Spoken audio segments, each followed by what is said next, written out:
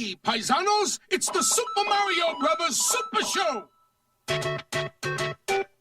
With the Mario Brothers and plumbing's a game. We're not like the others who get all the fame. If your sink is in trouble, you can call us on the double. We're faster than the others, you'll be hooked on the brothers. Hooked on the brothers.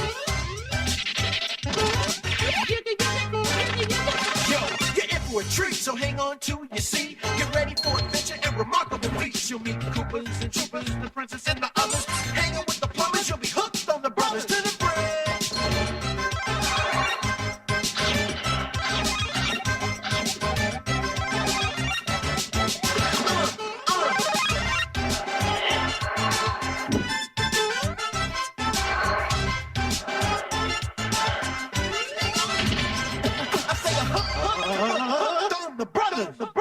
What's up, everybody? Welcome back to Remember the Game. It is my retro gaming podcast where every week a buddy of mine and I sit down and we geek out about the games we played or the shows based on the games we played back in the shows based that we watched on the games. The shows based on the games that we watched back in the day. Easy for me to say. My name is Adam Blank. Thank you so much for listening to the show. And this week it is episode 272. And we're doing something very special here on Remember the Game, as you could probably tell by that horrible 5 seconds of intro. I wanted to cover Burnout Revenge this week, but with the extra live stream this past weekend, we just couldn't line the recording schedule up. And for the record, Burnout Revenge is coming next week. Don't worry. Or at least that's the plan. Well, hopefully it all lines up this week. But then I thought to myself, you need to lose some weight. But also, we should talk about the Super Mario Brothers Super Show, because if you grew up in that era, you watched that show. It was practically religion. I know it was for me. So that's what we're doing this week. As you could probably tell from the dope-ass music you heard a couple of minutes ago, we're talking the Super Mario Brothers Super Show. Quickly, before we get into that, I have to say thank you to everyone that came by and or supported my extra live stream this weekend. As of right now, we've raised about 28,000 Canadian dollars, which is fucking insane. And I'm just so grateful to everyone that was a part of it. Excuse me. I really don't mean to discount anybody that donated. I have to shout out Carbon Fiber Zombie, Ian Bruce, and Juris Dr. Mario, who all made just incredibly generous donations. I don't know if they want their numbers made public, so I'm not going to, but just very big numbers. And I mean absolutely no disrespect to anyone else that donated, whether you gave $1, $10, $100, $1,000. It's not a competition. It all adds up. It's all going to help the kids, and I just thank you. From the bottom of my heart, thank you. Quick heads up, the donation link is still up at rememberthegamepodcast.com, and you actually have until the end of the year to donate, but you have until November 19th to make a donation of $20 or more, and you'll be entered into some prize draws. I'll be doing those draws the week of November 20th. I'll be giving away a couple of video games, and I'll be giving away some Remember the Game swag. Just throw $20 at the kids. You also get a tax receipt. It's not a scam. I wish I got a portion. I wish it was a commission charity thing, but it is not. It's all going to the kids. Thank you so much again, everybody. You can donate at rememberthegamepodcast.com. Okay, back to the Super Mario Brothers Super Show. I was actually sent these DVDs by a listener a couple years ago, and fuck me, I am so sorry that I don't have your name here. I know I wrote back, and I know I thanked you. A lot of stuff gets sent here, and I have a memory like a Kotaku in the sense that it's shit. So I'm sorry that I can't shout you out personally, but thank you so much for the gift. And I sat down and started watching them this weekend to get ready for this episode, and it just took me back to being a kid. The sound effects, the horrible animations, Mouser, and how fucking awesome he is. And of course, Captain Lou Albano as Mario, the Mario of my childhood, the Mario of so many of our childhoods. I could not get enough of this show as a kid, and I gotta say, I didn't hate watching it as an old man now. I frankly, it took too long to get this episode on Remember the Game, and it's time to do the Mario and show this show the respect that it deserves. My guest this week is my pal Bradley McCue, and this was genuinely one of the most lighthearted and fun episodes we've done in a long time. We recorded this early Monday morning. I'm not usually I like mornings, but I don't usually want to record in the morning. This was like as good as a cup of coffee. This was just such a great pick-me-up. And what was really cool was that Bradley and I both experienced this show in two very different ways at two very different times, and we both have the exact same nostalgic love for it. When something's good, it's good forever, my friends. So we're going to get to the Super Mario Brothers show in just a minute, Super Mario Brothers Super Show in just a minute, because speaking of something being good forever, it's time for another edition of the Remember the Game infamous intro. Dun, dun, dun, dun, dun, dun, dun. If you're new to the podcast, welcome aboard and consider this your warning. Our intros are long, but they're fun. And, it's easy. It's almost as easy as skipping scenes on a DVD. You just pick up your phone and you just slide the little thing up to about 30 minutes, and then you'll be into the Mario talk and we're golden. But hang around. We talk video games and stuff. It's a really good time. I recommend giving the intro a chance. I have to do my plugs. It's how I keep the bills on. We have merchandise. We have hoodies, t-shirts, coffee mugs, posters, all kinds of stuff, rocking incredible art drawn by my man Joe from 4545creative.com. You can find all that at rememberthegamepodcast.com. If you're interested, it's a great way to support the show. And of course, if you don't like clothes, maybe check us out on Patreon. Subscriptions start at $3 a month. All of our podcasts are available on Spotify now. Thank fuck. You don't have to use that app to listen if you don't want to. And you can also add them to just about every other podcast service. Spotify was the late bloomer, but now it's there too. And if you didn't know, we offer 4 extra ad-free podcasts a week. Every Monday, Mark McCue and I talk The Simpsons on Purple Monkey Dishwasher. Every Tuesday, I talk about whatever the fuck I want on The Rambling Idiot, which is my vlogging podcast. Every Friday, it's Game Patch. It's my modern gaming news show where I talk about the biggest stories in games, give you some sales picks, etc. And every Thursday, it's Expansion Pass, which is a different gaming show each week. We do rankings, we look back at characters, genres, consoles, generations. We do some comedy episodes, ton of modern game reviews. This past week, it was Expansion Pass 185. It was a very special episode for me because it was my Super Mario Bros. Wonder review, which was awesome because it was the first new Mario platformer that I've gotten to review since I started the show. And if you don't know, I'm a bit of a Mario fan, so it was awesome. And as is becoming tradition, here is a sneak peek of last week's episode of Expansion Pass, my Super Mario Bros. Wonder review. And here's the thing. Number one, I've made this clear. I'm not the world's biggest Mario Maker fan. I was super pumped when the idea came out, but I think most people suck at making Mario levels, me included. So I was a little bit nervous that this was the death of my beloved 2D Mario games because you're right. In theory, Mario Maker provides us with endless games, and Mario Maker could do anything we needed it to do. But I really think Nintendo, I don't know if it was Miyamoto or whom it was that came up with the whole concept of Mario Wonder, basically just being a Mario acid trip, but they're genius. Whoever it is a fucking genius. It was so smart because it really did it basically took New Super Mario Brothers, which again, I don't think is as bad as some people make them out to be, and just pumped it full of steroids. And to me, like the real secret sauce of Super Mario Bros. Wonder isn't that it's just another classic 2D Mario platformer, because I'll be honest, like the platforming in this game is good, but as far as just basic straight up 2D Mario platforming, it's been done better. It's been done better. This one relies on a gimmick, and that gimmick is the Wonder Flowers, which we'll get more into. Fortunately, that gimmick works really, really well.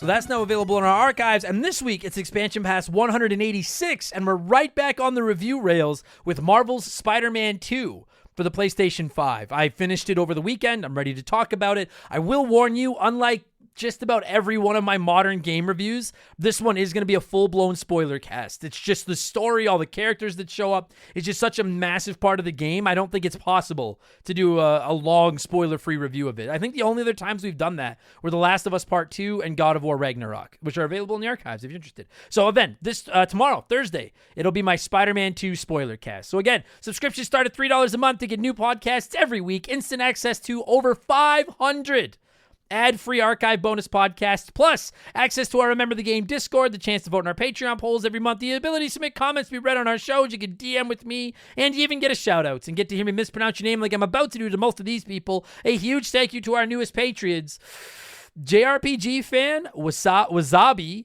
Craggy Doodle, Professor VJ Cornucopia's Food Megorium and Great American Steakery. I love that fucking... Shout out to anyone who gets that reference. That's a great pull. Stealth Bike, Triangle Island, Hella Maney, Airport Hobo, Brian Arkand, MBT Live 1979, Super Jess, Captain Steve N, Frank Quistra, sorry Frank, Wizard of Gore, and Tyler Tomaszewski. I might have ruined that. Thank you all so much for the support, and welcome to Remember the Game Industries, patreon.com/rememberthegame. And don't forget, you can find me over on the old Twitch box, twitch.tv/rememberthegame whenever you want to come by. And I'm on Cameo now, the cameo.com/Adam Blank, and they're dirt cheap, So if you want me to yell at somebody, hook me up and I'll yell at them. That's not blowing myself. Let's blow some of you by blowing in some cartridges. It is our opening segment here on the show. I read a few comments and questions from our Patreons, usually gaming related, but not always. And we call this segment Blowing in the Cartridge. He blows all right. He blows big time. That's it, honey. Get into the spirit. Let's blow. Our first blower this week is my good buddy Brian, who said, "Hey Adam, since we're all pretty much the first generation that got heavily into video games, do you think when we're all in old folks' homes we could bring back couch co-op and LAN parties? That would be the best." I have never thought of that before, my good buddy Brian. That is a fucking outstanding idea. I would love to think that, I'm 39. I would love to think in another 40 years, I'm sitting in a senior's home playing Overcooked on the couch or WWF No Mercy on the couch with my friends. I don't know. I think there's every chance by that point we're in VR and we're just living like we're 20 forever in virtual reality, but I think that's a fucking outstanding idea. Imagine the cords, the cords running across the hall from one room to another in the senior's home because we're playing Halo 2 and we each have our own room, so there's no screen watching or anything. That's fucking sick. I like it. I like the way you think, Brian. That had a lot of likes this week as a comment, and I added one to it. That was a great fucking comment. It was well done. Brandon DeZeba said, "So with Mario and Spider-Man 2 off your radar, are there any other games that have your attention until 2024? RoboCop and Star Ocean Second Story R will be keeping me busy till the new year. And congrats on another successful donation stream, Adam." Thank you, Brandon. So I'm done Mario. I'm done Spider-Man. Mario RPG, which comes out next Friday, is the only other 2023 release that I'm there's heels dug in. There's no way I'm not playing it. I am considering giving Persona 5 Tactica a shot when it drops in a few weeks because I like tactical games. Other than that, I'm kind of going back and catching up on a couple I missed. The Callisto Protocol is on PS Plus, and haters gonna hate. I've always wanted to play it. Now's the time. Probably gonna fire that up this week. I'd still like to fire up Star Wars Jedi Survivor if I get the opportunity, and I'd really like to play Alan Wake 2, but I still have to play the original Alan Wake. So I have it installed. I got to get around to playing it. That'd probably make a fun episode of Remember the Game. Those are probably, if I had to put them in order, I'd probably go Callisto Protocol, Alan Wake, Star Wars Jedi Survivor. But I'm really interested in playing all three. But Mario RPG is the top priority. Other than that, it's old stuff for the podcast. What a fucking year for games. My God. Someone's attractive cousin wrote it. Shout out to Niggas that reference and said, "Hey, that's great because that's a reference not only to The Simpsons but to Saskatchewan." No, I'm kidding. I know we have 3 listeners in Saskatchewan. Much love. Marry whoever you want. Hey, Adam, will the show still be the same when you hit puberty? I fear without the voice cracks, it just won't be the same. Well, thank you. I fucking hyped up your name and had some fun with it, and then all you did was take a shot at my voice. So I hope your cousin fucking dumps you. Nice comment. Daft Belgia said, "Hey Adam, just curious. Do you ever have issues with controllers that malfunction or stick drift from this generation?" I'm talking the Switch, PS5, and Xbox Series X. Because I have the feeling this generation is more reliable compared to the early Switch controllers, PS4 or Xbox One. Or am I just crazy? Oh, you're crazy, Daft. I have not had any. I mean, obviously the Switch. Listen, at this point, everybody knows the Switch is the Switch Joy-Cons are wonkier than my eye. They drift all over the place. I have had to send in my Joy-Cons for drifting. I also have issues with the D-pad in my Pro controller, which is why I bought my 8-bit Do, and that thing's fucking awesome. I never had problems with my PS4 Xbox One controllers, and thus far, I have not had problems with my PS5 or Series Everything controllers. The one thing I will say is I've seen a lot of reports of the analog sticks on the Xbox controllers wearing down super quick. I bought a set of they're basically just thumb covers, they're stick covers that go on the top of the, and they've been great. Not only do I actually feel like they feel better than you wrap it up, kids. They feel better than the unprotected Xbox analog controls, the sticks, but also they're probably protecting them from wearing down. But maybe I've just been lucky, but so far I genuinely think between the Xbox Series Everything controller and the PS5 controller, this might end up being the best generation of controllers ever. Definitely since the GameCube, PS2, original Xbox controllers. I like the Dreamcast, but the controller, why does the cord come out of the bottom? I fucking hate that. I think it's going to go down as one of the best generations of controllers ever. So far, so good on my end. So hopefully they're treating you well. Danny Gautier said, "Yo, knowing your pussiness for scary games, I have to admit something. I'm way more scared and horrified by war than by old mental asylums. War games have become so realistic it scares the shit out of me. No way am I ever playing one of those, and without judging anyone, I don't understand why people are interested in realistic war games. It's delicate, I know, but what's your take? Why are so many people interested in them? I genuinely do not get it. Love, Danny." At least you signed it love. I don't know, man. Honestly, I never thought of it until you fucking wrote in and said that, and you got me scratching my noggin. I don't play Call of Duty. I don't play a lot of the war games. I'm not opposed to them. I just suck at them, so I don't play them. The idea of real life war scares the bejeebus out of me. I'm 5'6" with limited depth perception and no eye and asthma. Fuck me. I would, good God. And listen, like, I'm not trying to make jokes. I am trying to make jokes, but I come from a military family. My dad served, my grandpa served, my uncles have served. Obviously nothing but respect for the military. Wherever you are, massive props to you and thank you for your service. But, I don't know, man. I don't think there's anything wrong with that. I honestly, water scares me more than, like, I've always said that Outlast scares the shit out of me, and it does. But like any game where I have to go into really deep water scares me because I have a phobia of like the ocean. I'll go swimming. I have no problem swimming in the ocean or in a deep end of a pool. But you know, like when you're like flying over the ocean and you look and you're like, that is limitless water.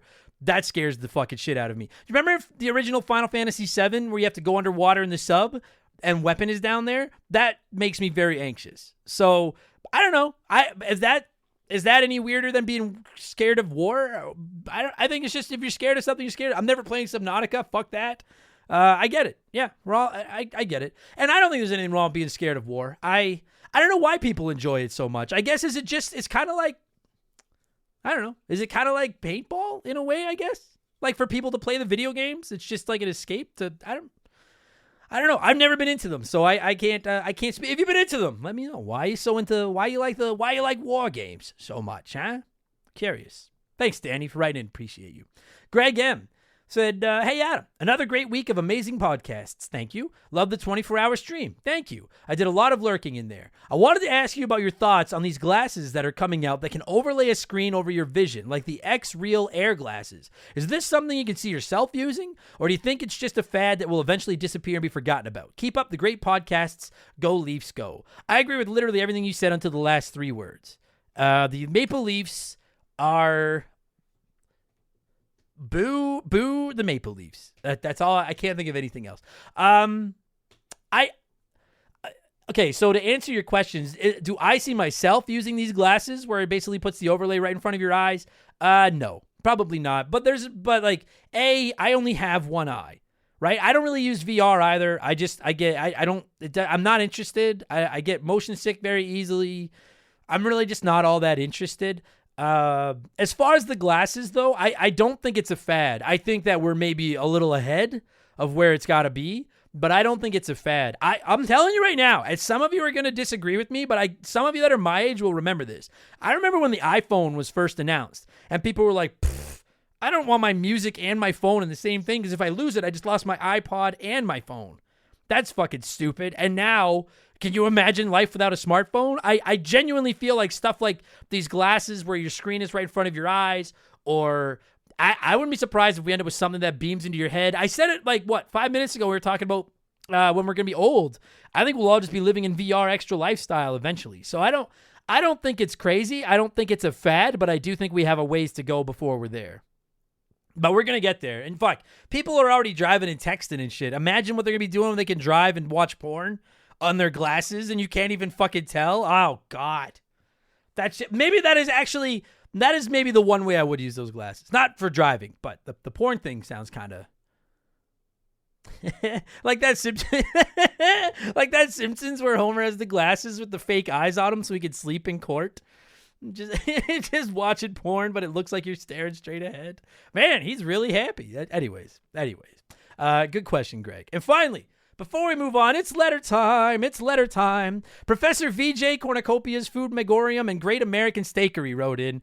Great question, but also that handle just turns me on a bit. And says, hey, Adam, long-time writer, first-time listener. As the list of games that you personally played continues to dwindle as the episodes pass, would you consider perhaps choosing a month to play games from consoles you're not familiar with, such as the TurboGrafx, the Jaguar, or the infamous console named after a planet that shall not be named? Or would logistics make it too difficult? Just seems like it could be fun time of year for us hot dogs to look forward to, while also helping you extend the content to review that you are more familiar with. You know what? I do get asked this sometimes. I'll be like, the two consoles I get asked the most about that I have literally zero experience with are the TurboGrafx 16 and the Sega Saturn.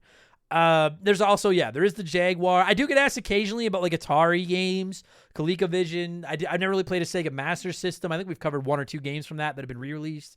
Would I ever cover some of them? PSP? Dude, I've never played anything. I've never held a PSP.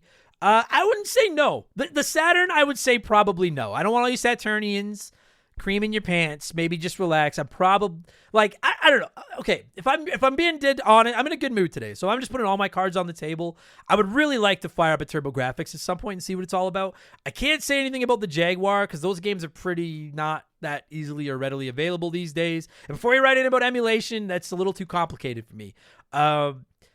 The Sega Saturn, had it not become the meme in this community that it's become, I would have been more than open to trying out a Sega Saturn game. Now it's just kind of become a joke where I just tease the Saturnians. But honestly, there's a chance that maybe someday I review a Saturn game just for the laughs. Maybe someday I would. I'd really like to go back and try some Atari, ColecoVision stuff maybe at some point. I don't know how well one of those small games would hold up on an episode of the show, but I wouldn't be opposed to it. So to answer your question, Professor, I'm not going to say the whole name again. Yes, there is absolutely a chance that I would look at, I don't know if I would choose like a month to dedicate to them, but I'm not opposed to sneaking one in on occasion when, if the fancy tickles my pickle, as the kids say these days. So thank you for writing in, buddy. Appreciate you. Thank you, everybody, for writing in. We got to keep the show moving. Let's switch things up and get into an alternate version of our Smash Hit segment. It is Watch One, Remake One, Erase One.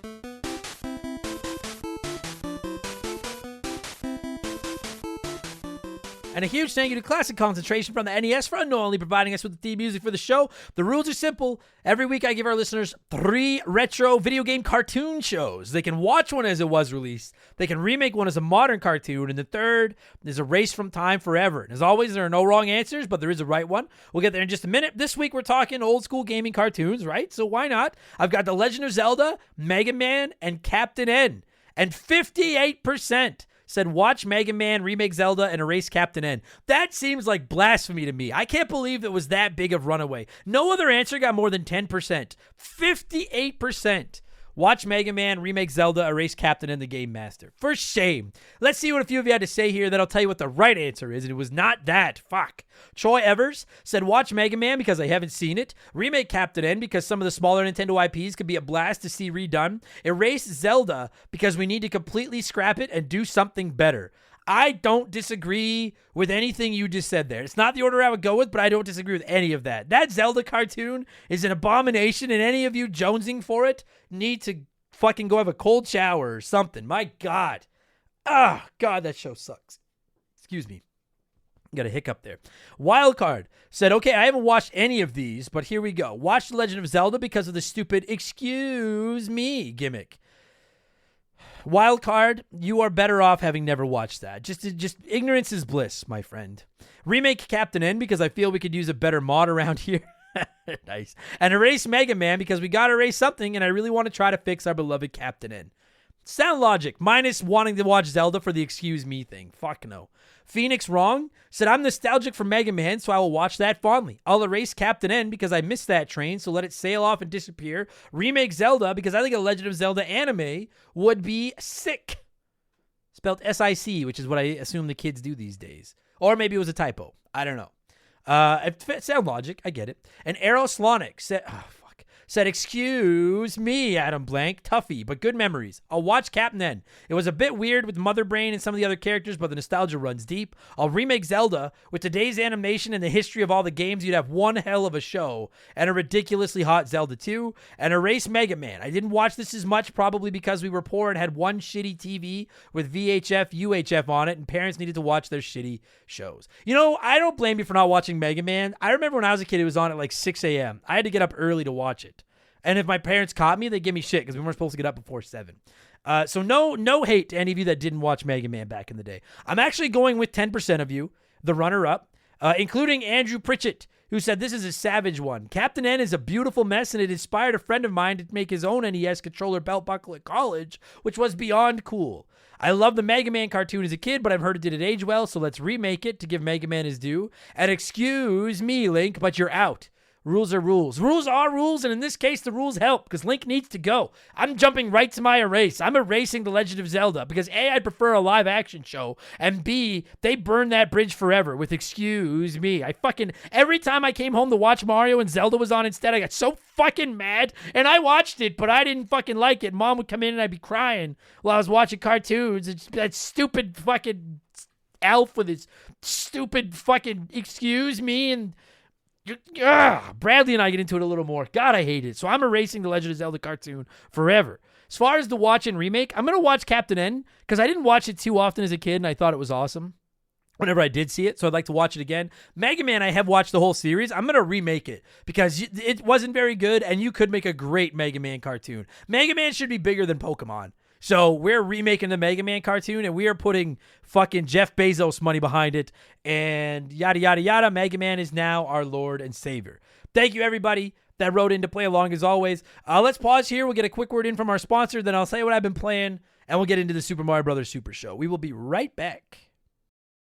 We've had some great partners over the years here at Remember the Game, but I don't know if any of them have hit home for me quite like Hometown Hero does. No pun intended. Don't start. It's a transparent, honest cannabis company that helps people and gives back to those that have served their country at the same time. I mean, come on. As soon as I read about these guys, I knew I wanted to work with them. Hometown Hero is a cannabis company out of Austin, Texas, and they were founded back in 2015 by a U.S. veteran. They have two goals: create premium hemp products that can help everyone, and to support veterans by donating a portion of those profits to organizations set up to take care of those who have served. Hometown Hero products are of the highest quality, and everything they offer is made right there in the U.S. of A. Gummies, caramels, chocolates, drink mix. There's something for everyone. And what's more, their hemp is grown locally in Texas, which is something they should and do take a lot of pride in. And they offer certificates of analysis for everything they sell because they want to be clear that their products are as advertised, both in terms of potency and ingredients. No contaminants, you get what you pay for. Just how they conduct business is enough to get my good eyes' attention, but when you circle back to the fact that the company was founded by a veteran and they put such heavy emphasis on supporting veterans, this isn't just lip service. I'm not reading a script I was given here. I'm proud to have Hometown Hero associated with Remember the Game. Reclaim your evening. Visit hometownhero.com and use code RTG to take 20% off your first purchase. That's hometownhero.com, code RTG for 20% off your first purchase. This is an ad by BetterHelp. A band once said, "Work sucks, I know." And I think most people agree with them. Workplace stress is now one of the top causes of declining mental health, with 61% of the global workforce experiencing higher than normal levels of stress from their jobs. And while walking away from your job might not be an option, taking a little time every day to focus on yourself and your mental health can make a huge difference. I know in the summer I try to get outside every day, get a little bit of sun, and just enjoy the outdoors. It really helps. At least until my allergies attack, and then it's ugly. It's important to take steps to combat work stress, and therapy can be a huge one. It's not just for overcoming trauma. Therapy can help you define work goals, set some work boundaries, develop coping skills.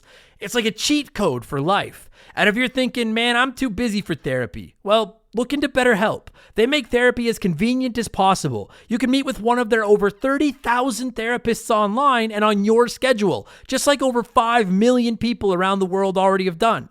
As the largest online therapy provider in the world, BetterHelp can provide access to mental health professionals with a diverse variety of expertise. Unwind from work with BetterHelp. Our listeners get 10% off their first month at betterhelp.com/rememberthegame. That's BetterHelp, HELP.com/rememberthegame. Okay, what have I been playing? Outside of everything I was playing for the 24-hour stream, I've been playing Spider-Man 2. I finished it Sunday. I've actually just been dinking around with it since I beat it on Sunday and just doing some of the like post-game stuff, the collectibles and things like that. Really looking forward to reviewing that tomorrow. I've been playing Burnout Revenge. The goal is to make that next week's episode. I hope that lines up. I got to get all the recording scheduling set up, but if it does, that'll be next week's show. And don't worry if you're like a Burnout Revenge fan and you're like, oh, I hope he doesn't hate it. That game's awesome. Game's a lot of fun. I'm looking forward to reviewing it. And I've been playing Sonic Superstars. I forgot to mention that when Brandon asked what have I been playing now that Mario and Zelda are done, or Mario and Spider-Man, excuse me. I picked up Sonic Superstars to play on the 24-hour stream. I'll probably review it on Expansion Pass in the next week or two. It's not bad. It's not great, but it's better than I thought it was going to be. Yeah, I don't know what else to say about it. It's better than I anticipated. I'll probably stream it on Twitch a little bit more this week if you want to come by and check that out. Anyways, that's it. That's what I've been playing. Let's talk Super Mario Brothers Super Show. That's why you're here. As always, I like to let you nerds sound off before my guest and I hog the microphone. A lot of comments this week, so let's start ripping through them. The Beast Legend Gaming said, for the few episodes I have watched as a kid, I absolutely love the theme music for it. I would even dance to it sometimes. Now, I would do the same. Beast Legend Gaming, that take one step. Come on, but it's time to go do the Mario. I used to go with that too. But Faded Sufferance wrote in and just blew my fucking mind. Listen to this. Faded Sufferance says, I watched this constantly after school growing up. As an adult, though, I now realize that when you do the Mario, you're just power walking. You're right, because he says, swing your arms from side to side. Come on, it's time to go do the Mario. Take one step, and then again, let's do the Mario all together now. So you are literally just swinging your arms from side to side and taking steps, which is just power walking. You just boggle my... What? You've ruined Do the Mario for me. Son of a bitch. Matt Babineau said, I can't wait. I remember rushing, there's my voice crack. I remember rushing home for lunch break in elementary school just to try to catch the next episode on YTV. Though the Link episodes were all right, everyone knows the main attraction were the Mario episodes. The theme was so iconic they included it in the new movie. That made me pop too. Captain Lou Albano will always be Mario to me. Agreed on basically everything you just said. Minus that Link was all right. Link sucked. Michael Mathis said, I loved the show so much growing up. I always liked it when we got a Legend of Zelda episode mixed in. Double secret probation. And Adam's Backwards Cap said, did you ever see the clip where it seems like Mario is saying, fuck you, Luigi, when Luigi points out spaghetti on Mario's overalls? I think the clip was called Neatness Counts, and it always got me and my buddies from college cracking up. I looked this up after you mentioned it. I have seen this before. I think he's saying thank you, Luigi, but right as Luigi takes the spaghetti off Mario's shirt, the like in studio audience, whatever, starts clapping and cheering and laughing, and it really does sound like Mario's like, fuck you, Luigi. It's look it up. Just look up fuck you, Luigi. It's on YouTube. It'll pop up right away. Fucking hilarious. That's good enough. Let's talk it. Thank you, everybody that wrote in. I'm excited about this. I know you were excited about this. Let's talk the Super Mario Brothers Super Show. I'm going to cue up some more of that awesome music, and I'm going to talk. Okay, wait. Stop the music. I'm just going to do this segment, then we're going to play the music so you can hear the whole thing and I'm not talking over, all right? Bradley and I are going to talk about the Super Mario Brothers Super Show, which originally released on television on September 4th, 1989. Enjoy the podcast and enjoy the music. Here we go. Yo, it's the Mario Brothers. Implements the game. Found the secret water while working on the drain. Lend the princess a hand in the mushroom land. Turn the action with the puppets. You'll be hooked on the brothers. Now, Evil Koopa and his troopers are up to misbehaving. They kidnap the princess. Mushroom land needs saving. Abusing and confusing. Everybody discovers they can't help but be hooked on the brothers.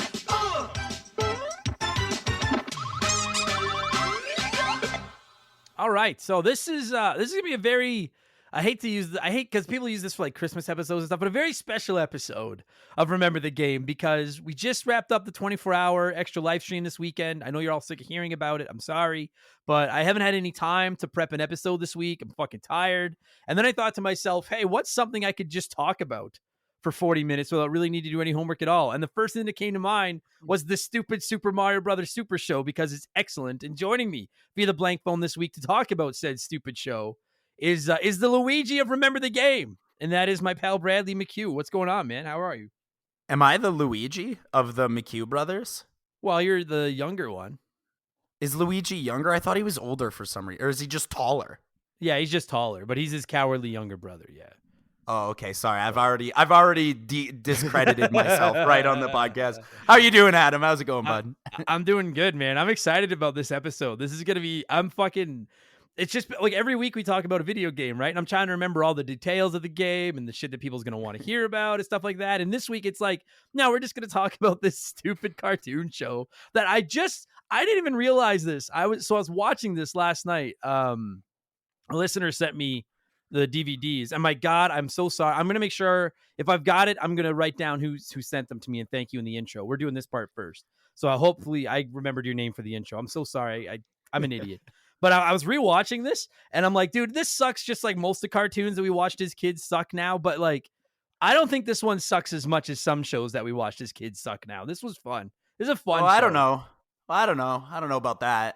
Oh, buddy. Have you watched like, okay, so let's just, because this is going to be a pretty chill episode. We're just talking old cartoons. Let me just ask you, like, the two cartoons I watched the most as a child were Ninja Turtles and The Real Ghostbusters.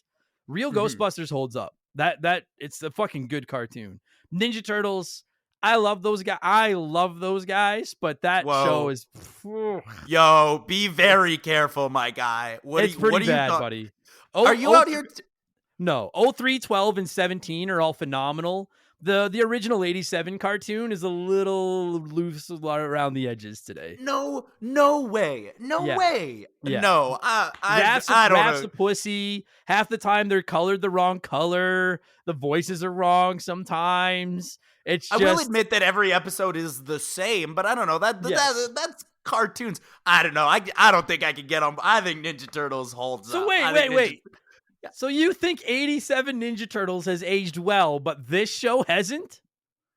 That is what I am saying. Yes, that is correct. God, this is the biggest controversy in Remember the Game history.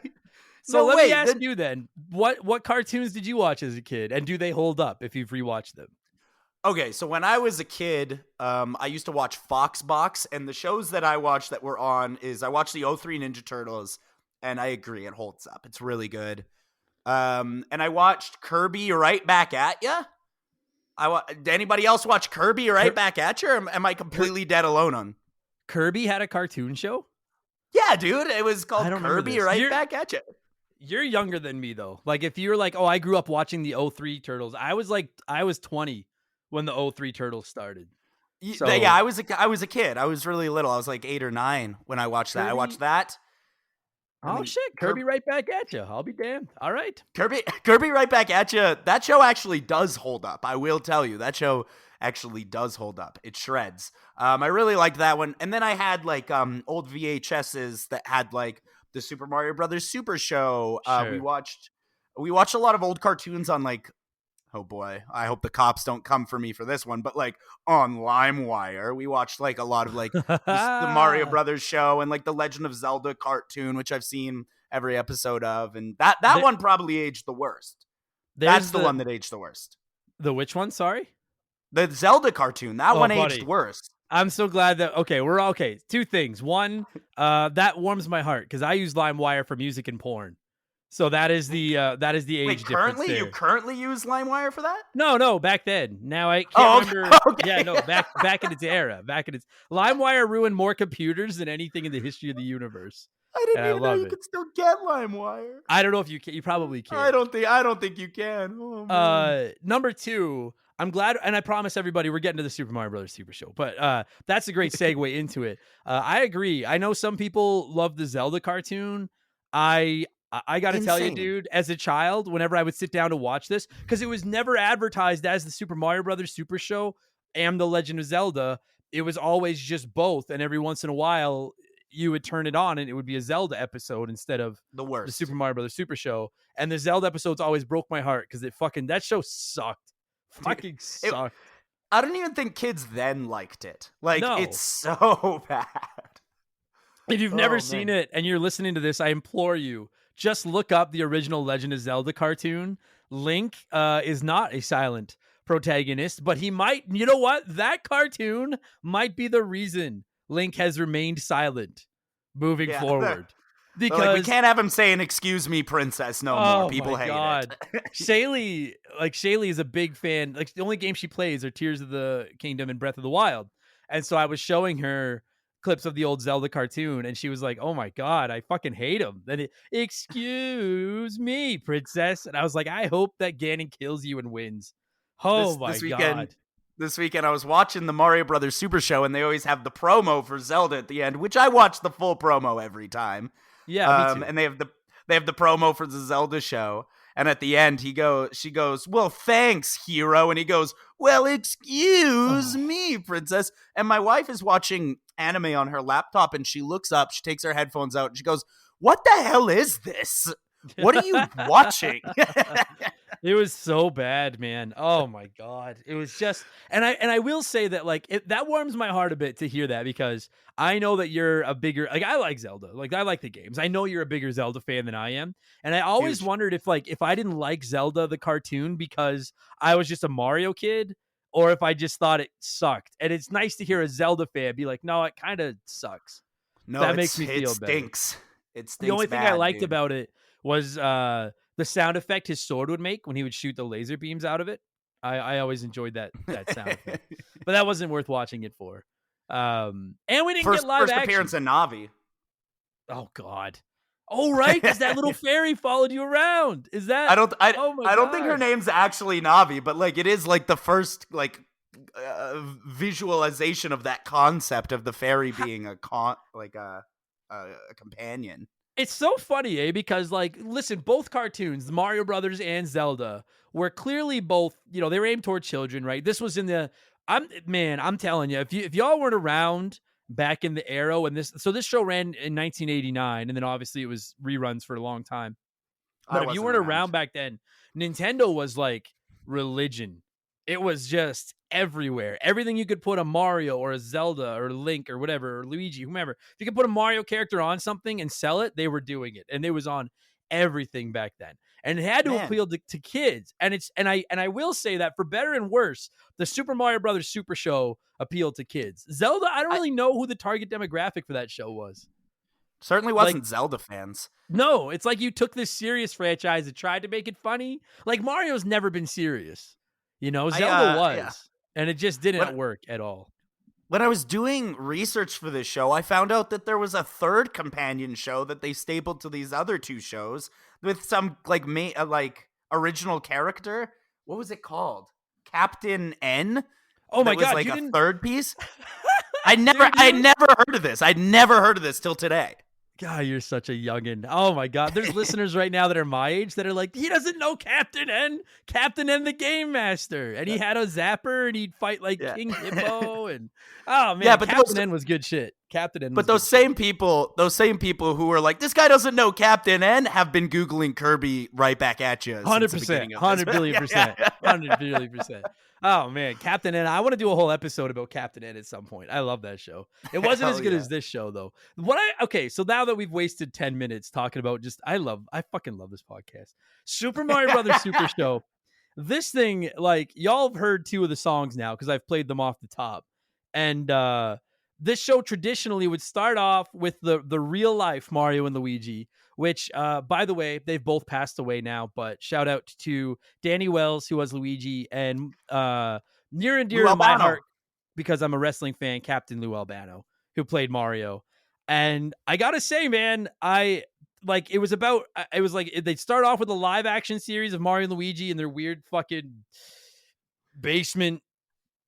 Their plumbing business. Yeah, their plumbing business. I laughed so hard in the first episode when the woman was like, my sink is broken, and she brings her sink to their house. Like, that's how plumbing works. And they used to have like just random like C and D tier celebrities would just pop by and just be The first walking. episode has Nicole Eggert from Baywatch, and Luigi's like, "We watch your show all the time." Yeah, yeah.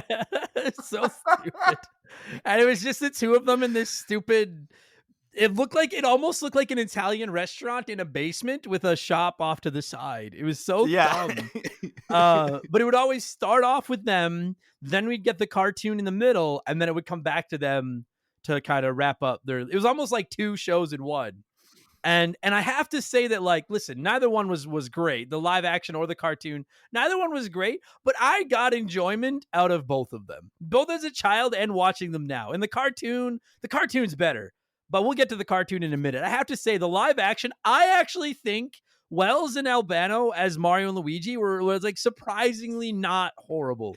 It works, I think. I think it totally works. Like, I don't think they're any worse than the guys that were, and their names are just suddenly escaping me, and I know both their names. In the live action movie in the 90s. Bob Hoskins and John Leguizamo, baby. Thank you. Yes, both names are like right there on the tip of my tongue. For some reason, I was thinking Bob Leguizamo, and I'm like, no, I know it though. I'm tired. I don't think these castings were that much worse. Like, obviously they took Mario and Luigi and made them a lot more childish in this show, but I actually thought like the voices worked. They do kind of look like them. Like, it was not terrible. I don't know. I like the live action part. You also got to remember, like, when they were making this show, like, what they really had to run with. It's not the plethora of Mario content we have available to us now. It was 2 8-bit video games that, like, can't see shit. You don't know what these people actually look like. Totally, yeah. Yeah, if you don't know, this show came out after Mario 2, but before Mario 3 got its own cartoon. Yeah, which I remember watching a little bit. And I want to touch on that one a little bit later. I don't know if you want to do but like that one I think is also really interesting. Because they're all the same because I think it's the same voice actors for Super Mario Brothers 3 as well. Like, it's pretty much the same show, same structure. But the original, it's so obvious that the original is trying to sell Super Mario Brothers 2 pretty much from the get-go. Yeah. Yeah. Because like the first episode is about Birdo. Yeah, totally. Like, yeah. Gotcha. To kind of shift away from like, because I really don't have much else to add to the live action. Like, it was fun. It was cool seeing Mario and Luigi like in real life, but it felt like, okay, I want to word this very carefully because I know some people listen with their kids. Remember when you were a kid and you met Santa at the mall, and that was like a really big thing, but then you see him on TV and he just looked cooler. I feel like Mario and Luigi in real life were like seeing them in real life was like the mall Santa, and then seeing them, you know what I mean? Like, they're all like, it really is Mario and Luigi. Like, it really is. It's Santa. It is clearly guys in a costume though. I do get what you're saying. Yes, it just isn't it's not quite the same. But as a little kid, like, I was watching this in 89, 90, so I'm like 7, 8 years old. I didn't really particularly even care what they were doing in the live action thing. I didn't know who most of the people that were coming into their shop and stuff were. I was just excited to see these two guys that were like heroes of mine as a kid in real life. They could have just been sitting around eating spaghetti and I wouldn't have cared. And that is pretty much what they do, if I'm being honest. It is, yeah.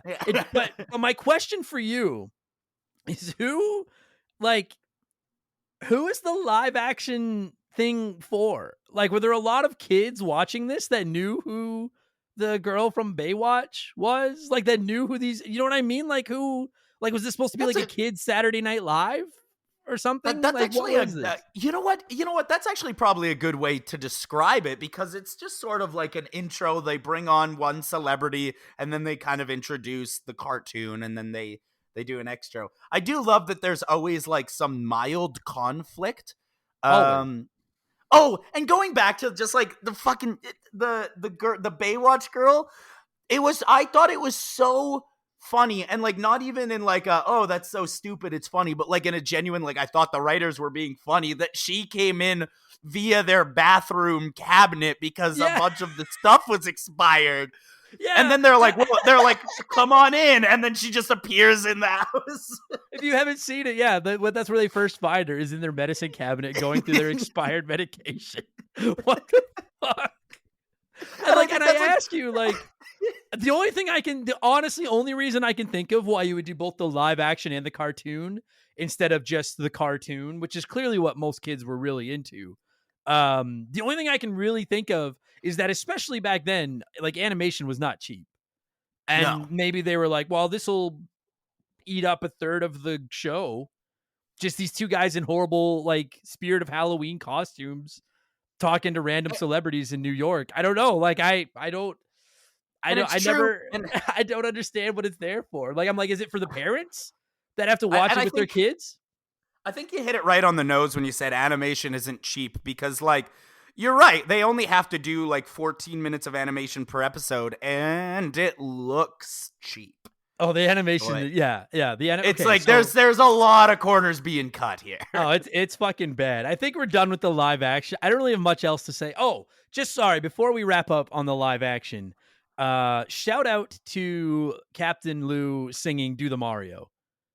Like, I would sing along to that every single time I watch the show. At the end, where it's just him like dancing in front of like the worst green screen ever, like swing. You can see the green outline. Yeah. Yeah. Then the best part is if you watch the original theme song, where it is Mario and Luigi, and it points, it's like them against the backdrop of the cartoon versions of them.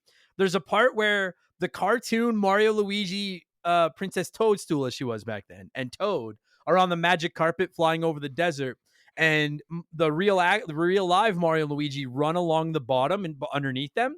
And as they reach the end of the screen, they both just kind of stop running and just look back at the camera. Like, it's so obvious. So, like, like, look up the video. Like, they didn't even, like, they were like, hey, run off the camera and then cut. They were like, all right, you're out of real estate. Just stop. That's fine. And they left it in. Like, Luigi stops running and just kind of looks at the camera. Like, he's half a second from taking a pack of smokes out of his coveralls and lighting one up on the, and it's just, I fucking love how hokey it is. And I genuinely think Lou in particular does a good job as Mario. Like, I love that voice he uses. I genuinely enjoy him as Mario. I also think I don't know if this is correct, but if it is correct, I learned it today. Does Lou Albano also voice Mario in the cartoon? Yeah. Both him and Danny Wells, like, they voiced them in the cartoon. So I think what the show was going for was that, like, this was them before they got sucked down the bathtub. And then when they would show the cartoon part, they would always show that second song with the rap, like, we're the Mario Brothers and plumbing's a game, and they get sucked down the bathtub. I think that's supposed to be the real life versions of them sucked into the bathtub, which is why it's the same voice in the cartoon world, which is pretty rad, actually. I know you just kind of mentioned it briefly, but I do want to go in. I love the Mario Brothers rap. I think it is so good. I think it is. It's when it made an appearance in the Mario Brothers movie, I fucking popped. Dude, like, I was going love bananas. That song. I love that fucking song. That song's in this episode somewhere. I don't know if I've already played it or if I'm gonna play it. I probably already played it. I used to sing along with that too when I was a kid. Yeah, I knew the whole thing when I was little.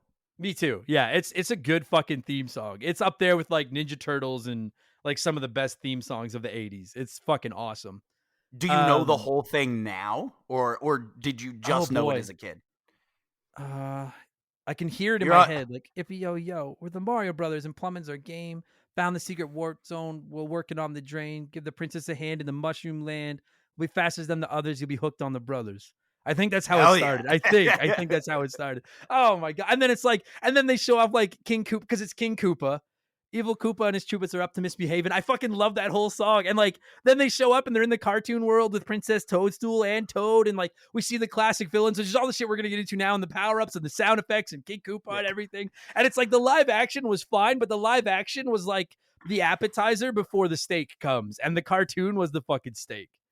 And it was just, it was such a horribly written and drawn, animated, whatever the term is, cartoon, but it was clearly just for fan service, and it fucking worked. It fucking worked so well.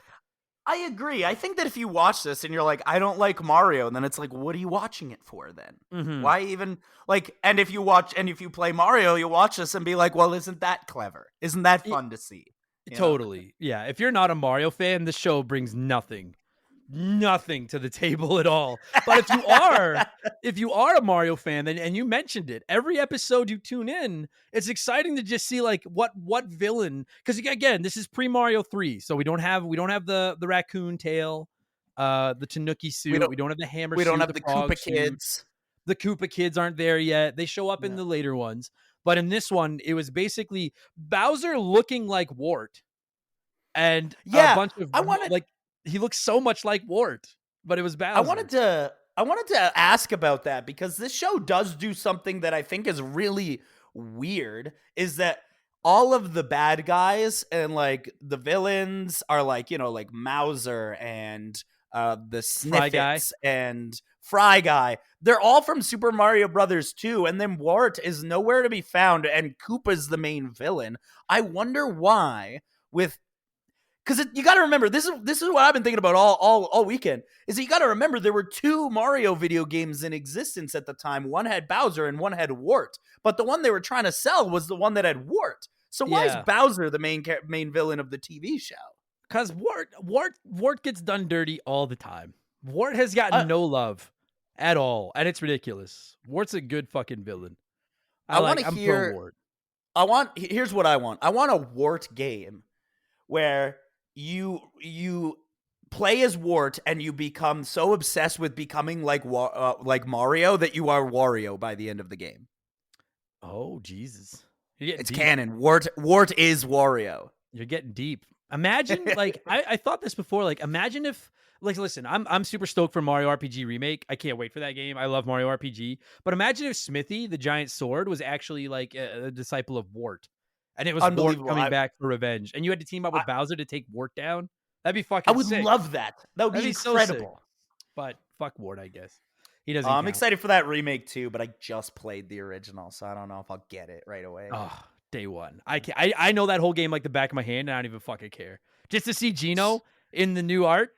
Gino's my boy. I love that. I love that puppet. My favorite puppet of all time. Can't wait. I almost never use Gino, if I'm being honest. I'm such a purist. I only ever use Mario, Peach, and Bowser because I'm like, these are the ones I know. Yeah, me too. But Gino is still awesome. Gino's pretty cool. Yeah, I love Gino.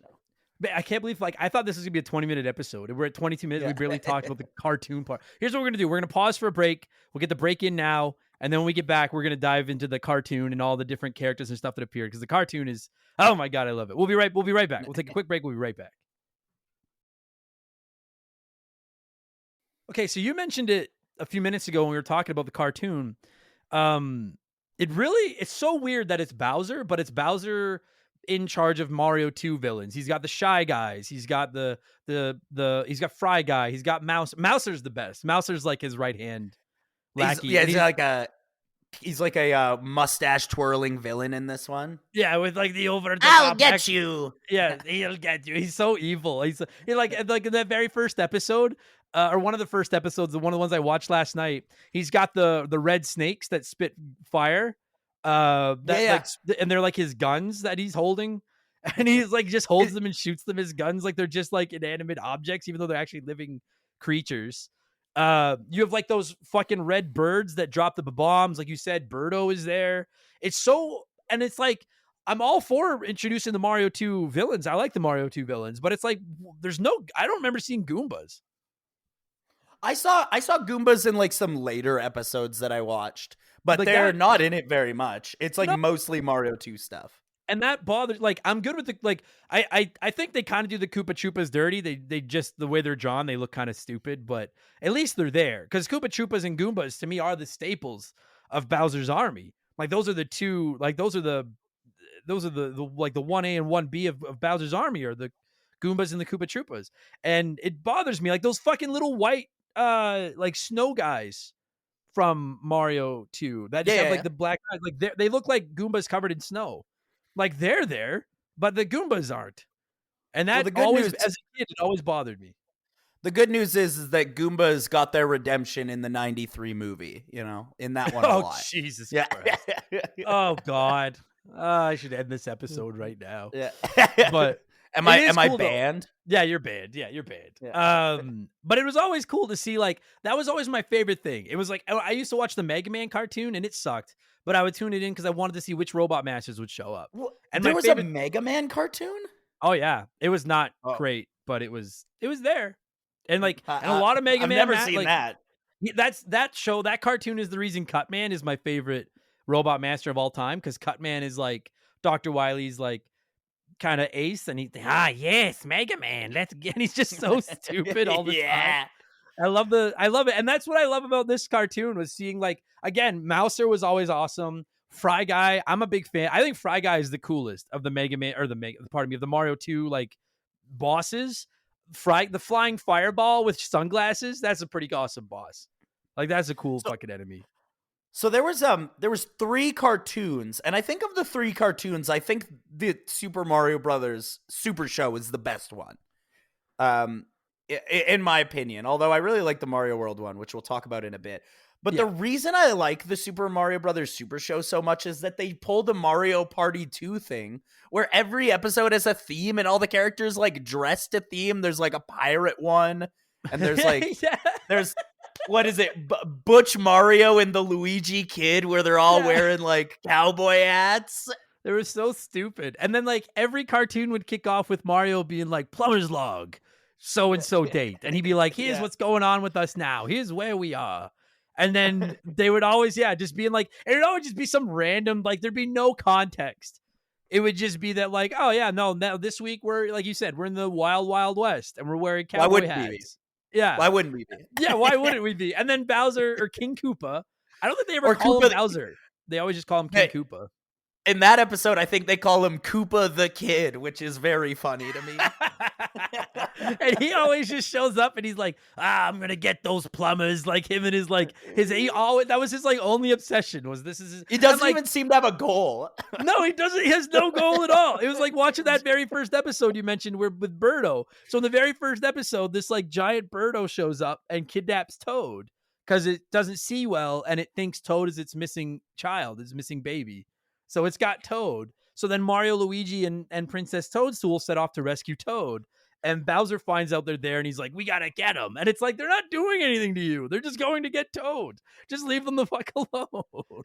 I also love... Go ahead.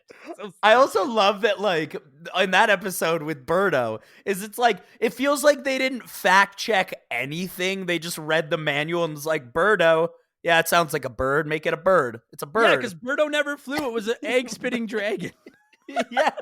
And in the cartoon, it's like a bird. And I'm like, okay, you guys, like one phone call to the developers to be like, is this thing a bird? And they'll be like, no. It's so stupid. Oh, man. And then, like, we should really just, the voices. Like, Mario and Luigi are... the actors from the live action. And I actually think it works. I love that Luigi. I feel like this, I mean, maybe it was teased prior to this. I don't remember from the manuals, but keeping in mind, this is after Mario Brothers 2. I feel like this is the first time we really start to see Luigi as like the cowardly Luigi that we've come to know and love. Because in every episode, he's terrified. Every episode. Yeah. And Mario's the brave older brother is always telling him like, let's go, you know? And he's always like, can't we just stay home and have some spaghetti? Yeah, he's so over the top cliche. Every episode he's like, oh, I can't. They're literally like in like a jail cell held over lava getting ready to be like murdered. And he's like, oh, what I wouldn't give for a large pepperoni pizza right now. And it's like, so man, the amount of times they mention Italian food is a sin, in my opinion. It's absolutely ridiculous. Pasta Power. The first time I heard Pasta Power, I lost my mind. I was like, that is so funny that they're just yelling. Oh, dude. There's also like one episode where he's like powering up and he's like fettuccine, linguine, spaghetti, monticelli, and I'm like, what? It's not even about anything. No, the best part is like you show me where in the first few cartoons the obsession is over finding pasta. It's like mushrooms and flowers. Like it's not like the Ninja Turtles. We all knew the Ninja Turtles love pizza, right? In every form of Ninja Turtles, they love pizza.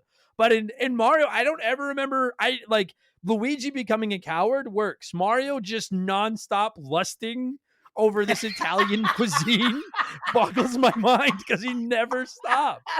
It never stops. And then usually in most episodes, he ends up getting food at the end and then he's happy. But it's not even like he's motivated by saving the princess or Toad or Luigi or the world. He's just whatever he's got to do to get some grub. Like anything fucking goes. I love it. And then the way that those two are constantly like playing patty cake and fucking rhyming with each other and stuff. Yeah, I love when they came into the prison. They're like, "What are you guys up to?" And they're like, "We're just playing patty cake." What That's is they do. this? I know. Patty cake, plumbers, man. And that's how they always get out of situations. And like you said, every episode is in classic like 80s, 90s cartoon style. Just kind of like a standalone where they just get into some random situation and then they find a way out of the trap. One that'll never leave my head was there was one where they got buried in like, or they got like thrown into like a hole, and they ended up flooding the hole, and then they just let the hole fill with water, and they just swam up as the water filled, and then they got to the top and climbed out. Perfect. And I've never forgotten that, because this is gonna make me sound stupid, but I've always thought to myself, like, would that work? In theory. In theory, I think it's pretty dangerous. I don't know though. Maybe Like, there's no way to climb out as long as you can swim and keep your head above the water. But it was like, that was how they solved, like, Bowser's like, they'll never get out of there. And then all they did was fill it with water and then swim to the top. And they were like, we're out. Thanks for giving us a really easy way to get out there, King Koopa. Yeah. And I was like, well, that was 15 minutes of my life I'll never get back. I also, there was like one moment where I saw something that I was like, oh, that's pretty bananas. And that is in the, I'm mostly talking about the Wild West episode, because that episode is so bananas to me. Sure. And there's like a scene where like Mario and Luigi have been arrested by the sheriff. So Toad is like hiding behind the sheriff's office, like lighting bombs and throwing them inside the sheriff's office. And I'm like, first of all, you're going to kill Mario and Luigi doing that. Second of all, that's a demonstrable act of terrorism that you're committing right now. I love just how frequent bombs are in this show too. Like, bombs are like, it feels like 3 out of 4 episodes just came down to finding and using bombs properly. Are bombs in Mario 2? I can't recall. Yeah, those red birds sometimes drop them, or you like pull them out of the ground as like a vegetable. And that kind of stuff. I actually love that game. Me too. I love Mario 2. And that's where I wanted to go too. So I want to talk about the power-ups, but before we do that, I'd be so mad at myself if I didn't bring up, I think Princess Toadstool's voice is pretty it's pretty normal, just sounds like I'm like, that sounds like sure Princess, works. I said I imagine her sounding like. The Toad voice is Cash Money. Like, I like Toad in the Super Mario Brothers movie just fine.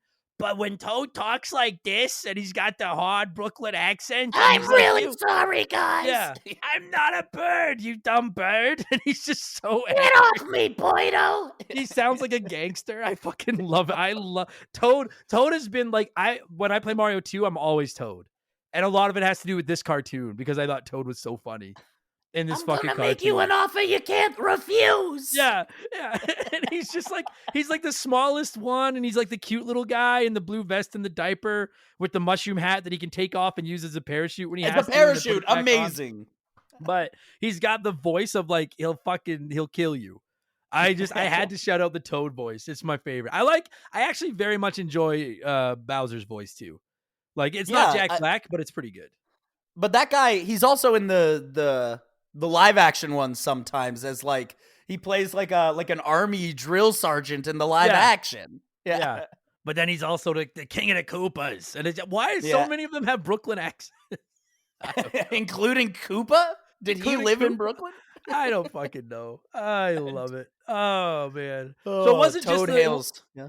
Oh, Toad's the best. It's not just the voices though. It's just the sheer number of like, and this was always one of the highlights to me. It was like the sound effects, the music, getting to see the different enemies, getting to see it when they get like, dude, every time they got a fire flower, I lost my fucking mind.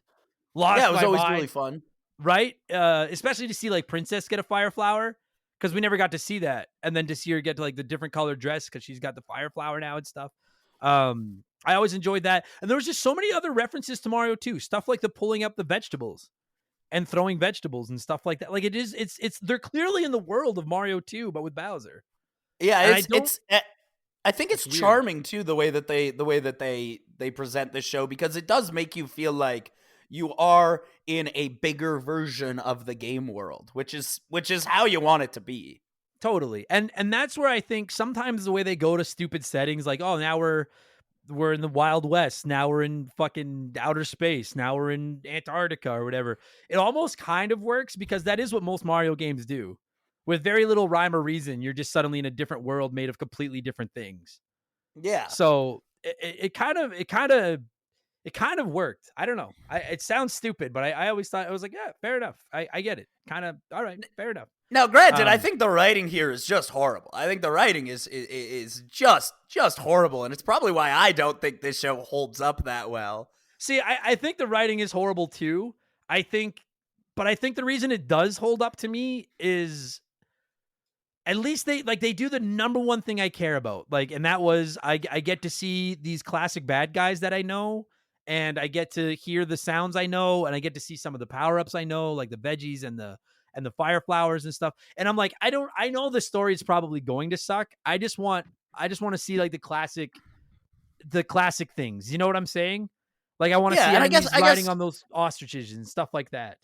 And I guess that's like the same argument that you could have for the Super Mario Brothers movie, which is, in my opinion, just a long episode of this show.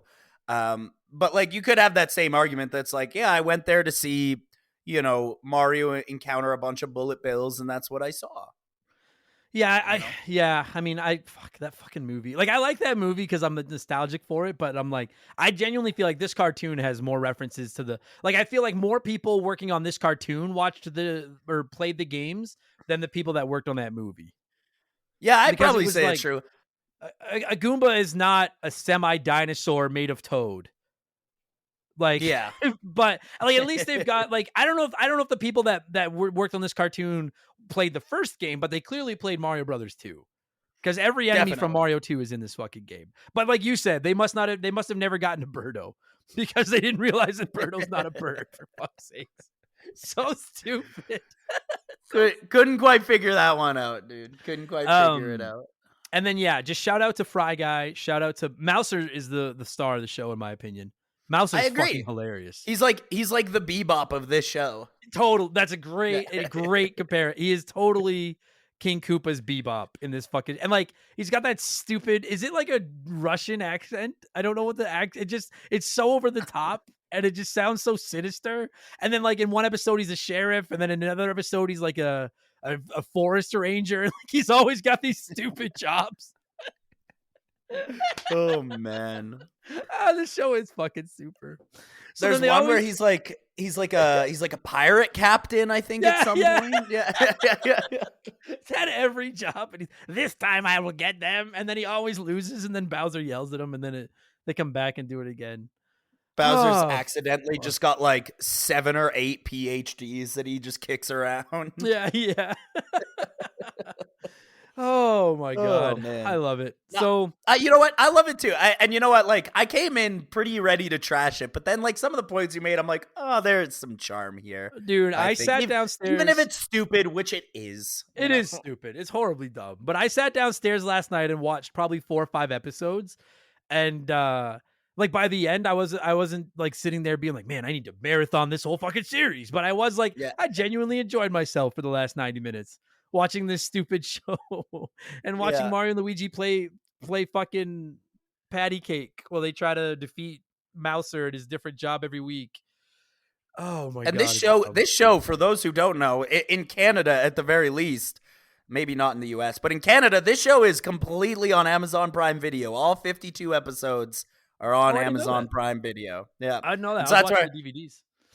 Which is also like a great way to experience them because there's probably, because I watched it on Prime, I probably didn't get like the charming menus with like the music and the colors and stuff. No, the menus weren't anything to write home about. Like they were they were clearly like, let's just get it out DVDs, but I don't care. I get to watch my old cartoon and it was fun. I would love to see a Mario Brothers cartoon today. I don't think we'll ever get it because now movies are clearly where their bread is buttered, but I would love to see another shot at it. Man, can you imagine what they could do with a cartoon now with the number of power-ups and enemies and worlds and shit they have to work with?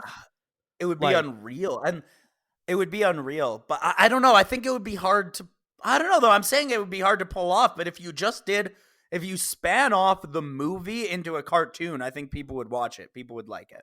Oh yeah, me too. But I think like we're going to get another movie. That movie made so much money. We're going to get a lot of those. If not a few. My brother and I were talking about this the other day where we're like, superhero movies are over. It's video game movie time. That's what's going to happen now. Yeah, video game movies that's the new, until people get bored of them, that's the new thing for sure. Yeah. We're all done with superheroes. All set. Quickly, well, I mean, I don't want to spoil anything because I know not everybody's following it, but like if you've been following the news with superhero movies, it sounds like maybe they're like, well, we're out of ideas, so we're going back to the start line again. But well, that's I don't want to get it. That's a whole different show. Boy. Quickly, I didn't watch the Mario Brothers 3 or the Super Mario World cartoons as much.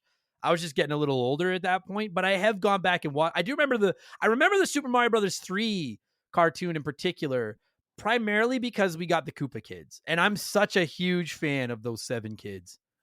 So I have a really good story about the Super Mario Brothers 3 show. What do you got? When I was a kid, the show had been out for like 10 years, right? I was born in 93, and so the show had already come out and happened, and I was not there to catch it on actual TV. So I would catch it on like LimeWire, and things like that. But then one time we were at Walmart, and for like $1.99, they had a VHS tape that had 2 episodes of Super Mario Brothers 3 on it. It had Never Koopa Koopa and A Totally Magic Adventure. And so I was like, Mom, it's only $2. And she was like, whatever, it's $2. I'll buy you that. I took it home. I watched it. I adored it. I absolutely loved it. And I only loved it because I was a kid who liked Mario, and it was all my favorite characters and stuff. Yep. I went to my friend's house that weekend for a sleepover who was also obsessed with Mario, and I showed it to him, and he was like, wow, this is amazing. How many times should we watch this?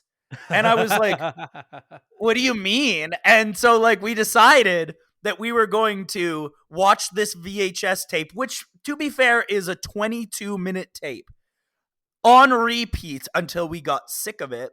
And over a weekend, we watched the tape 52 separate times. I love it. But I feel like every kid had a couple of I had a couple of VHSs. My aunt used to record like cartoons, just random episodes of like Garfield. Garfield and Friends was one of them. Ninja Turtles, Ghostbusters, this. Like just whatever was, she would just like randomly like record them on her VCR and then send me a VHS with like 5 or 6 random episodes of random cartoons, and we would just watch them over and over and over. That was part of being a kid, I think. I love that. And then when you see an episode now that was one of the ones you watched over and over as a kid, it's just like, holy shit, I still remember all of this. And totally. That's a special. Nostalgia is a powerful drug. It's a powerful drug. I like that. We watched all the Mario World on LimeWire, and the Mario World one I think might be like objectively the best one. Sure. But it's also plagued with how annoying and stupid Yoshi is. Oh, really? I hate Yoshi. Oh, yeah, because I guess he would have been in Super Mario World, eh? He's got to be like the Jar Jar Binks of this fucking His character is like that. Because he's like hatches out of an egg, they made him like a baby character, and he talks like this the whole time, and it's like so awful. Sorry, Mario, I didn't know any better. It's so terrible, dude. I couldn't watch that. That would fucking kill me. Fuck that. I don't think I watched it. I don't think I watched the Mario World one. Although one thing I really liked about the Mario World is that the show is that Bowser's Castle, which was in a lot of episodes, was accurate to the Super Mario World castle. Oh, really? That's fucking awesome. That's pretty dope. I think, there was also, there was an original character in the Mario World show called Oogtar, who was like a little caveman kid. Why there was a caveman kid, I do not know. But like, he would just like muck about and get himself into trouble, and like every episode would be Mario and Luigi be like having to get him out of this dumb, crappy situation he's got himself into. Oh man, Oogtar was the best. I forgot all about Oogtar. It feels like every cartoon needs that like bumbling character. Like everybody just needs that one that just keeps like causing problems, and I love it. I don't remember Super Mario World. I do remember watching Super Mario Brothers 3 a little bit, and I remember being so excited by the Koopa kids because I thought they were awesome. I used to draw them all the time. I thought they were great. I loved the introduction. It had like the music blocks, and it had like the raccoon tail and stuff. Like Super Mario Brothers 3 is such a and it had like that magnificent game. It had like a cool narration that was like, "Welcome to the adventures of Super Mario Brothers." Yeah. Will Mario be able to save the princess, or will King Koopa prevail, or something like that? But if I'm not mistaken, Mario 3 didn't have the live action. They just went to the cartoon. No, yeah, just straight cartoon. They dropped the live action. And they made one thing I did find weird about the Mario 3 cartoon is that not all of the Koopa like the Koopalings, not all of their names were right. I forget what they call Wendy. It was like they call her like Peachy or something like that. No, it's not that. Couldn't be that. It's like Sweetie or something like that. Oh, really? Well, they thought Birdo was a fucking bird, so they must not have read the fucking manuals. That's all. That's fucking. Dude, does it bother you as much as it bothers me that the Koopa kids get literally like no fucking respect today? Like I know you played Mario Wonder. I played it, and like great fucking game, but fuck Bowser Jr. sucks. He sucks. I agree. I do agree. So I played through all of Wonder. I thought it was great, and I thought there was a lack of variety, as I have felt with most 2D side-scrolling Mario games. I don't know. I disagree on that because I thought the not to do a Wonder review, but like the Wonder Flower made everything so zany and all. Like that was what I was excited about every level was seeing what the flower did. That was the cool thing. I more mean just like the character variety and boss fights. It was like the boss fights were awful. You fought Bowser Jr. like 5 or 6 times, and it was the same fight every time. He just sucks. And the Koopa kids are so cool. Like they look cool. They're so like they're the highlights of Mario 3 and Super Mario World for me, even if the fights aren't anything to write home about. Like I just and that was like I have the Mario Brothers 3 DVDs back here too. And I want to sit down and watch them just to see the Koopalings and they're like to finally see them get a little bit of love. It just came back to me. They called Wendy Cootie Pie. Her name was Cootie Pie. Well, because she had cooties. Duh. I suppose so. I don't know. But what I'm saying is they never call her Wendy. It's not a nickname. In the show, Cootie Pie is her name. And there's a couple other that are wrong, and I don't remember what they are. No love. No fucking love. Man, This has been maybe the least professional, but one of the most fun episodes of Remember the Game I've done in a long fucking time. Hell yeah, dude, this was a blast. I fucking love this stupid cartoon. We're not even giving it a score because there's nothing to do. We're gonna end this right away so that we can listen to the fucking rap again one more time. So what I probably because you have to hear it three times per episode, anyways. So yeah, well, if I did it right, because they had the original. Hey, Pisanos, it's the Super Mario Brothers Super Show, and then it was the one with them live action in front of the cartoon. Then we got the cartoon rap song, and then it always ended with "Do the Mario, swing your arms from side to side." And I'm gonna put that in at the end, I think, because I'm just a big child. I love this, Bradley. If people want to come by and talk more old cartoons off LimeWire with you, where can they find you? You can find me on Instagram at The Gaming Odyssey, or you can find me on Twitch at Video Game Odyssey. That's where you find me. I like it. That's nice plugs. That was easy. Those will be in the description of this podcast as well if you want to check it out. Buddy, thank you for taking time out of your Monday morning to just reminisce about stupid old cartoons with me. I really appreciate it. I wouldn't have missed it for the world, Adam. Swing your arms from side to side. Come on, it's time to go. Do the Mario. Take one step, and then again. Let's do the Mario all together now. You got it. It's the Mario. Do the Mario. Swing your arms from side to side. Come on, it's time to go. Do the Mario. Take one step, and then again. Let's do the Mario all together now. Come on now, just like that. And that is going to do it for this week's episode. Thank you all so much for listening. Bradley, thank you for giving me a call and talking the Super Mario Brothers Super Show. And again, I'm so fucking sorry that I don't have the name of the person that sent me these DVDs. But you are a legend. Thank you so much for the gift. I'm fucking... God, I suck at life. Thank you. Thank you so much. You can feel free to message me, and I will apologize more, as is my Canadian heritage, whatever. Anyways, let's move on. That's it. I guess there's nothing else to move on to. That's just the end. Fuck, this show sucks. That's just the end of this week's episode. Thank you, everybody, for listening. Hey, listen, if you didn't hate this show, maybe leave us a nice review, would you? I'm not sure what they accomplished, but I know that I'm supposed to be asking for them. So leave us a good review. We'd really appreciate that. And if you want more of these, patreon.com/rememberthegame, baby. $3 a month gets you started. There's over 500 ad-free podcasts over there waiting for you. Download them right onto your phone. Listen to them at your leisure and become a better person for it. I'm also on Twitch, twitch.tv/rememberthegame whenever I feel like getting on there. So give me with a follow. It's free. It'll tell you when I'm online. You can go by and say hi. I have a P.O. box. Hit me up at rememberthegamepodcast.com. You'll find the address there. Just send me a letter or a postcard. Don't send me a gift because I'll fucking forget who you are like an asshole. I'll write you back and we'll be friends. And don't forget, you still have until November 19th to donate to my Extra Life campaign. $20 goes all to the hospital, and you get entered into prize draws to win some video games or some Remember the Game swag. You can find that at rememberthegamepodcast.com as well. I think that's everything. I think I'm going to leave. Yeah, I'm going to thank some patrons and get out of here. I'll be back tomorrow for those patrons with my Spider-Man 2 spoiler cast. It'll be Game Patch on Friday. And next week, it's a whole nother slab of podcasts, including, hopefully, assuming I can get all the recordings and everything done in time, our Burnout Revenge episode of Remember the Game. Take it easy, everybody. Talk to you on the next one. Cheers. So long. Goodbye. Do the Mario.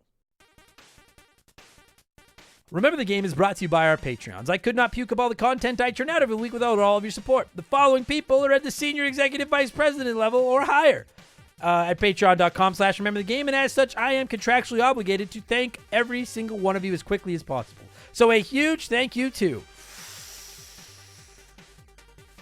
it's frozen. We're still getting to the end of the list. Here we go. Makeshift Mellow Magic Money, Joe Buck, Sharonic, Andre, The Keeks, James Clark, Dave McGee, Dan of DNA Gaming, Slick Rick, Doug Doran, Chris Fleury, Andrew Wright, Jordan Fraser Burns, Lil Bunny Fufu 89, Angry Ticks, Dave Thompson, No One Cares, Scott Brooks, Aaron Lawson, Nathan Trombley, A-Town, Morgan, Zane, Donovan, Ryan Kinchin, Mike Maloney, G9PSX, Mercury 869, Wolfgang, Darren, Andy Hudson, Doogie, Wolf Magic 21, Squints, Titan 420, Zonko 504, Jeff Bergeron, Captain N, Daniel, Tunable Power, John Woodruff, Randy Barrage, Just a Fish, D's Nuts, Holmes, Zach Shepard, Ballsack, Teabagger, Frosty Feet 492, Triple, Chugger 22, Elijah Burns, It's That Nerd, James, Madame, Nudsish, gets me every time. DBXJ, Jameer Williams, Steve Dalk, Mizuru, Juris, Dr. Mario, Tyler, Phil Lencher, Joe the Sandman, Eric James, Nick Amos, Mega Mav, Thomas Childs, Biddy, Laces Out Damp, Beaver Boy, C-Spin, Thomas Smith, Nicola, Leroy Westrich, Rush's Dog Walker, Stud Still Smash, Matt Babineau, Gabe, Dan Fulselman, Fuzzy99, Decoy Man, a dude named Adam, Wyatt the Surgeon who's not a surgeon, Rowe, Blaine the Hoagie Man, Scary Terry, Storm Beagle, Archangel, Otaku, why is that fucking with me all of a sudden? Earl, Hago Waffle, High Plains Drifter, Esteban Navarro, Kayach, Jimothy, Chris Williams, Oroku Saki's Gardner, Cody Richardson, General Fury, Dem Boys on the Roof, Max Lagroom, James Juan Francesco, John of the Adult Children Podcast, Franklin Badge, Jokes Bad, okay, Sam Carpenter, Donnie the Dude, Walter, Nerdy Hybrid, The Fletchman, Colin Bollinger, Sleeper Hit, Squeak Nuts, Isaias, Timmy the Exuberant Turtle, WMFP, Wimpf, 15, Christian Gabriel, Maverick Marty, Radioactive Man, Musty Beetle, Graham Kennedy, On My Foot, John M. Watkins, Timothy Sabrinsky, Beef Dingleberry, Hitchy Poo, Chevy Boy 9211, Burt Macklin, Quiet Place Queen, Cam Nelly 23, Christopher Britt, Zamatos, Big the Cat, Bobby Litton, Brandon DeZeba, Kia Pup, Knife Goes in Guts Come Out, AB Killen, Works For Me, Dakota Guy, Alexander Camps, Neil Cooper, Tom Houlihan, Ted Explosion, Ryan Perry, Alex R, Lucas Valadez, Itchy Nutsuru, Mr. Papa Giorgio, Just Car Pranks, Rated Excellent. Ha! I get that one. Darth Skywalter, Postman, WestGen, Nick Creature, Tyler Kokuluk, Adam Martinet, The Big Deal, Dr. Nightmare 23, Kevin Monroe, Can't Destroy Her, This MF, Mario Galaxy still hasn't reviewed Adam Blank, Beers of War, Because 19, Digital Dave, Marcus Mendoza, Lord Longrod, Von Hugendom II, Roger Staubach's Pool Cleaner, Frosty Bear, Max Sandin, Sour Goatface, Alex Ramos, Faded Sufferance, Benjamin Atkins, Carbon Fiber Zombie, Chris Hill, a.k.a. Chipspot 2000, DeMello Yellow 8787, B Money, Hired Goons, Who, It's OG, Tyler Bauer, Fallen Snow Kiku, The Supreme Chozorizo, E-Man Trucker, Mark Sneed, Raging Irish, Atrio Wormwood, Shoeboxers, Tornado, Adam Blank still hasn't reviewed Mario Galaxy, Jay Callahan, Robbie Air, Guy Who Does Things, Saban, Brian Richmond, Blobby Rogers, Glue Scappin, Bula, Matt Zeus, Buy Me Bone Storm, Plow King, Cesar, Fill Up My Mouth With Farts, Liquor Like Luigi, Cody Thompson, Billy and the Clonosaurus, Elephant Cav, Scissor Fist, Big Daddy Randall, Ryan Whitcomb, Flinny123, Austin from Past to Present Player Podcast, Lord Stay Puffed, Johnny Zubu 81, AJ McCurgy, Lotus, Philip Ramsey, Nothing Could Possibly Go Wrong, Alex McIntyre, S, Bearded Bastard, Adam Galaxy still hasn't reviewed Mario Blank, Eric Hopewell, Clockwork Orange Orange These Nuts, Tess Tickle, David Schroeder, Theodore, Chicken Gizzards, Diablo Spartan, Justin Blair, Wilco, VOS Ranger, and Captain Steven. Whew, that wasn't the worst one. Yeah, that one was all right. Molly? Molly left. That was good. All right. Thanks, everybody. Talk to you later. Bye.